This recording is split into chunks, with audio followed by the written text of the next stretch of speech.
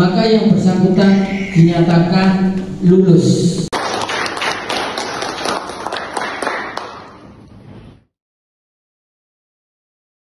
Waktu diumumkan saya lulus itu, saya langsung teringat ibu saya. Disitulah saya menangis waktu itu.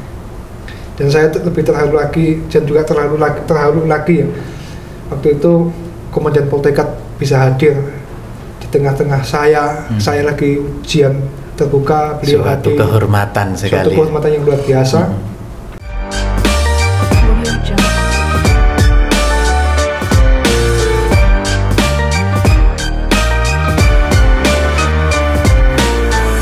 Assalamualaikum warahmatullahi wabarakatuh. Selamat siang, salam sejahtera untuk kita semua. Pada kesempatan hari ini kita akan mengambil suatu tema yang menjadi suatu cerita atau mungkin suatu hasanah bagi kita tentang nilai perjuangan, di mana di sebelah kita ada seseorang yang menjadi inspirasi bagi diri kita supaya tahu bagaimana nilai-nilai perjuangan. Siapakah beliau? Beliau adalah Letnan 1 Arhanud Dr. Jeki Saputra STMT. Baik, sebelumnya saya akan ucapkan selamat dulu untuk gelar doktornya yang kemarin sudah ini. Ya, selamat dulu lah. Terima kasih, Mas Edi. Terima kasih. Sebetulnya Pak Jeki ini latar belakangnya kok bisa disebut lahir di pedalaman itu, siapa sih sesungguhnya Pak Jeki ini? Baik, terima kasih Mas Dedi ya atas waktunya. Sebenarnya saya ini kan memang dilahirkan dari rahim seorang ibu yang SD aja tidak lulus. Begitu juga dengan bapak saya juga tidak lulus SD. Saya tinggal di suatu kampung ya. Kampung kenapa disebut pedalaman? Sampai sekarang pun masih pedalaman karena memang kampung saya itu kampung paling terakhir dan jaraknya dengan kampung yang sebelumnya itu kurang lebih 10-11 kilo. Oh, 10-11 kilo. Jadi untuk masuk ke kampung saya itu melewati hutan-hutan itu kurang lebih 10 kilo. Kalau sekarang sudah banyak sawit ya, karena udah perkebunan sawit, udah banyak sawit. Saya dilahirkan di kampung tersebut, namanya Kampung Sungai Abang. Sungai Abang namanya. Sungai Abang. Kenapa Sungai Abang? Sungai Abang itu sebetulnya dusun Sungai Abang, karena memang sungainya itu warnanya merah. Warnanya itu merah seperti itu. Kemudian desanya namanya Desa Siabu. Desa Siabu. Ya. Karena memang di satu kampung betul-betul pedalaman ya, itu listrik juga belum ada. Adanya listrik itu hanya malam hari sampai jam 11, mulai jam 6 sampai jam 11 gitu. Itu satu kampung tuh hanya ada 3 genset itu. 3 genset, dan itu punya pribadi ya. Jadi kalau umpamanya pas bensinnya habis, solarnya habis gitu, itu menggunakan lampu teplok itu ya, kalau mau belajar gitu. Sejarah atau kisahnya Pak Jeki menempuh pendidikan dari SD sampai SMA itu bagaimana? Ya, terima kasih Mas Dedi. Jadi ketika saya SD ya, jalan kaki itu udah hal biasa gitu. Nanti kalau beli sepatu tuh saya masih ingat, kalau beli sepatu itu saya masih ingat kurang lebih selama 6 tahun itu 3 kali. Itu kalau belum bolong, sepatu itu belum sobek depannya itu belum dibelikan. Kalau hanya sekedar kekecilan gitu sampai jari kaki itu sampai neguk gitu, itu nggak masalah. Cuma pakai sepatunya dipijak atau belakang gitu. Jadi ya? udah kekecilan itu jadi kayak seperti sepatu sandal gitu. Saya lulus SMP sampai lulus SMA juga orang tua tidak datang. Tidak datang. Itu bukan karena tidak sayang ataupun tidak mau datang, tapi ya berkaitan dengan biaya itu tadi. Nah, ini kan Pak Jeki sekarang sudah jadi seorang tentara, ini seorang prajurit TNI AD. Nah, ini kisahnya bagaimana dari lulus STM tadi, STMK tadi itu sampai bisa masuk ke tentara itu? Pulang itu lewat depan Korem 031 Wirabima. Di situ tempat saya mendaftar. Di situ bukan banner kalau dulu, spanduk itu. Spanduk penerimaan prajurit TNI. Saya nggak tahu dulu tuh Bintara, Tamtama apa. Nggak tahu lah pokoknya. Nggak tahu. Dan saya masuk, izin sama yang jaga pos itu. Kemudian saya daftar. Saya waktu itu udah seleksi, kemudian capek kan. Saya kan orang ya waktu itu ada pesimis gitu untuk tidak lulus itu. Lulus apa tidak tuh saya udah pesimis waktu itu, karena memang saya nggak punya apa-apa waktu itu. Saya hanya modal, saya daftar, kemudian persyaratan seleksi itu apa, itu yang saya penuhi seperti itu. Pas tidur siang itu dibangunkan sama kakak saya itu, dibangunkan, cek, kok nggak delok itu mau apa pengumumanmu di sana, kan jauh tuh, 70 kilo kurang lebih jaraknya tuh. Sore-sore itu waktu dibangunkan tuh badan saya agak sedikit gregesi gitu lah, agak panas itu. Saya berangkat saja. Saya ingat nyampe sana itu mau maghrib, mau azan maghrib waktu itu. Nyampe di Korem itu ketemu sama perwira piket. Ditanyain, kamu siapa katanya gitu. Saya yang daftar tentara kemarin Pak, yang ini nomor saya bilang gitu. Saya lulus apa tidak Pak? Dilihat, loh kamu gak datang tadi pagi pengumuman itu. Kamu lulus, ini namamu ada ini katanya. Ternyata saya lulus untuk ke pantauan di daerah di Kodamnya. Besok pagi kamu harus berangkat. Bayangkan saya ini udah mau malam, pulang lagi, kemudian nggak ada persiapan, belum ada persiapan. Besok pagi harus sudah berangkat jam 6 harus sudah ada di Korem 031 Wirabima itu waktu itu. Nah, selama hampir 1 bulan itu, 3 minggu kurang lebih, itu seleksi di Kodam, lulus 2 minggu ya. Habis itu berangkat lagi ke Rindam 1, itu masih diuji di seleksi lagi selama 2 minggu. Kemudian pada waktu sore itu udah mau pengumuman, diumumkan. Tahu-tahu habis nomor sekian, nama saya dilewati. Ternyata setelah diumumkan, yang saya panggil segera memisahkan diri, yang tidak dipanggil diam di tempat. Yang tidak dipanggil itu ternyata yang lulus. Di situ saya langsung sujud syukur gitu ya, nangis. Alhamdulillah di situ. Saya masuk jalur Bintara, Bintara PK 11 tahun 2004. Tapi pendidikannya mulai tahun 2003. Ketika saya lulus Bintara itu, saya tidak dijemput sama orang tua saya. Karena memang jauh, bukan karena nggak sayang atau nggak mau datang, ya karena faktor ekonomi tadi. Tidak ada uang atau ongkos tadi ya. Kemudian teman-teman itu udah sama keluarganya pakai tikar, pakai karpet itu di bawah pohon sawit, di bawah pohon sawit gitu kan. Saya nggak ada yang mau saya deketi. Terus kalau saya deketi kan saya malu. Kan ada kebahagiaan orang di situ kan. Saya kalau nyampur kan nggak enak gitu. Sehingga waktu itu saya putuskan saya sembunyi di kamar mandi. Ceritanya bagaimana Pak Jeki ini yang seorang Bintara Sersan 2 bisa sampai ke jenjang doktorial ini? Dan setelah lulus, masuklah saya di Batalion Arhanud 13. Di mana itu? Di Pekanbaru. Di Pekanbaru yang di situ. Setelah itu pulang selesai penugasan tahun 2006 pertengahan itu di situ ada seleksi di Poltekat. Dulu Lem Jiantek.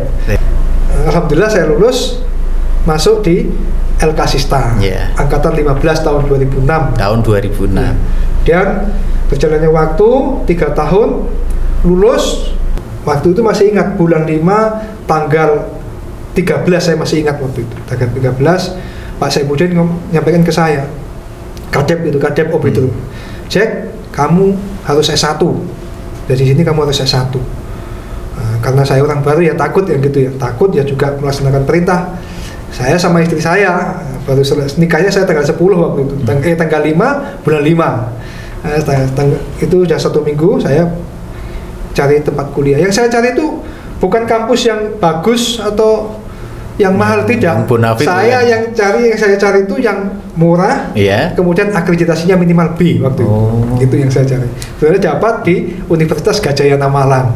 Kalau yang D3 tadi kan beasiswa Angkatan Darat ya dari negara. Ini biaya sendiri ya Pak. Dan tahun 2011 lulus, 1 minggu kemudian Pak Saifuddin dapat perintah juga jadi Kadep Elektronika. Tambah dekat lagi saya sama beliau kan begitu. Waktu ngobrol-ngobrol seperti itu, kamu kan sudah S1, kamu harus S2. Akhirnya saya sendiri bismillah, niat saya nuntut ilmu, saya tulis nama saya, tanda tangani sama Kadep. Itu ngambilnya di mana itu Pak Jeki? Waktu itu kan memang elektronika hanya satu-satunya yang ada di Brawijaya. Universitas Brawijaya ya, UB. Universitas Brawijaya. Itu masih pakai biaya sendiri berarti? Biaya sendiri. Saya S1, S2 biaya sendiri. Biaya sendiri.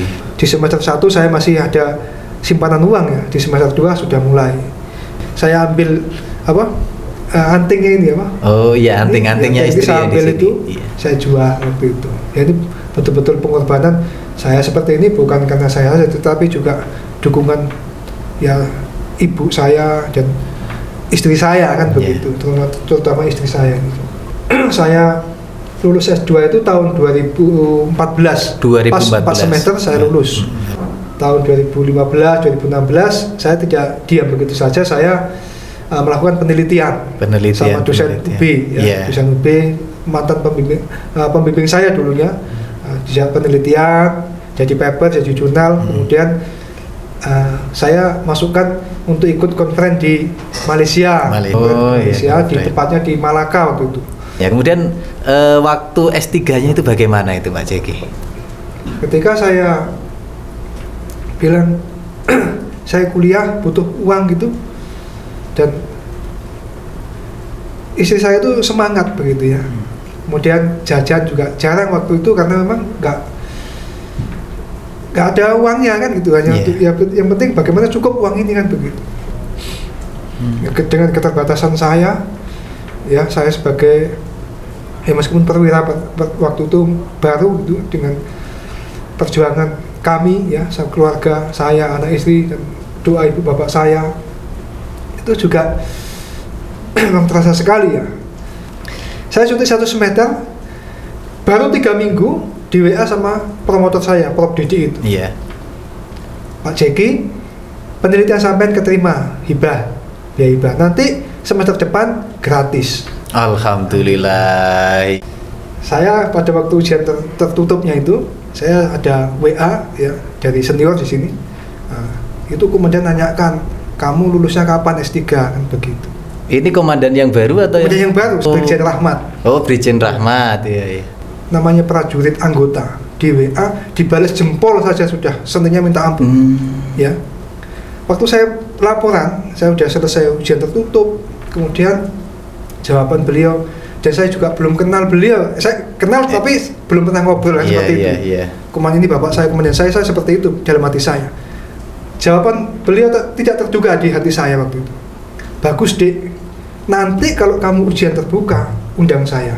Oh, seperti bayangkan itu. Seorang brigjen jenderal mau datang menghadiri ujiannya Letnan 1. Waktu diumumkan saya lulus itu, saya langsung teringat ibu saya. Disitulah saya menangis waktu itu.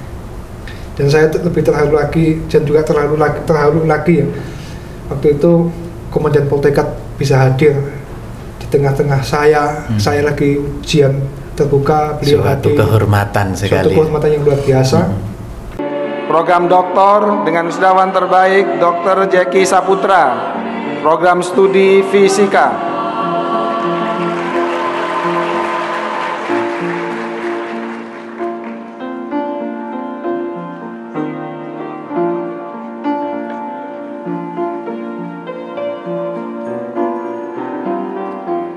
Nah, ini kan Pak Jeki ini seorang akademisi, seorang doktor, tapi juga seorang prajurit TNI Angkatan Darat, seorang perwira Angkatan Darat.